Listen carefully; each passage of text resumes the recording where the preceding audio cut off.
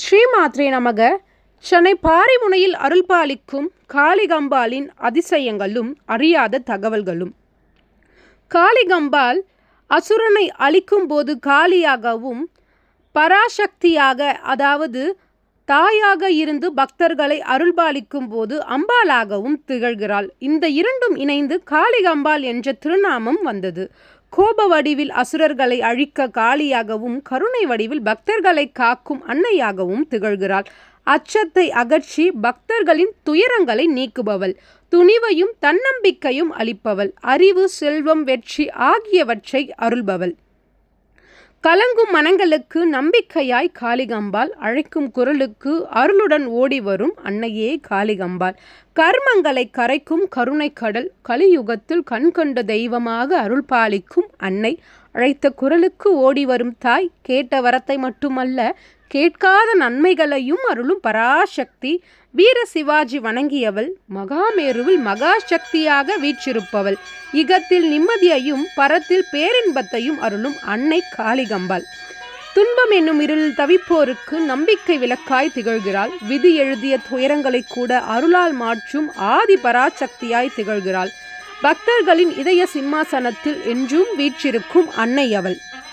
அவளை ஒரு முறை மனமுருகி அழைத்தால் போதும் பயம் தைரியமாக மாறும், துன்பம் நம்பிக்கையாக மாறும், தடைகள் வெற்றி படிகளாக மாறும்.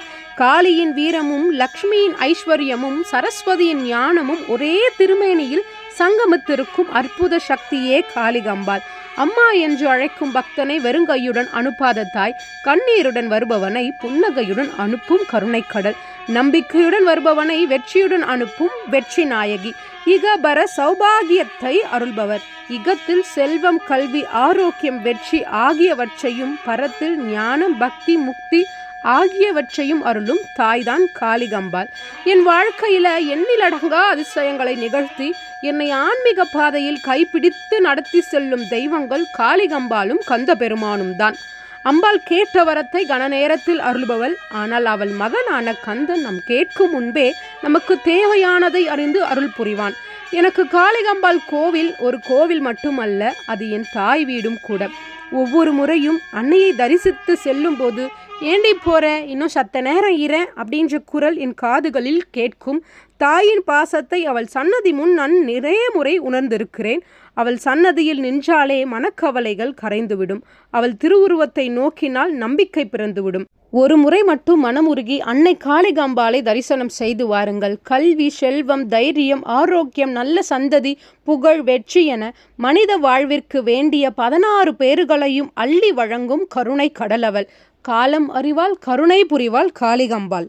மேலும் பல ஆன்மீக தகவல்கள் பற்றி தெரிந்து கொள்ள நம்முடைய பிரணவம் ஸ்பிரிச்சுவல் யூனிவர்ஸ் சேனலை சப்ஸ்கிரைப் பண்ணுங்கள். அதுக்கப்புறம் உங்களுக்கு என்ன தகவல் வேணுன்றதை கமெண்ட்டில் சொல்லுங்கள். நிச்சயமாக அந்த பதிவையும் நான் பதிவு செய்கிறேன். ஆன்மீக தகவல் பற்றி அறிய பிரணவம் ஸ்பிரிச்சுவல் யூனிவர்ஸ். நன்றி.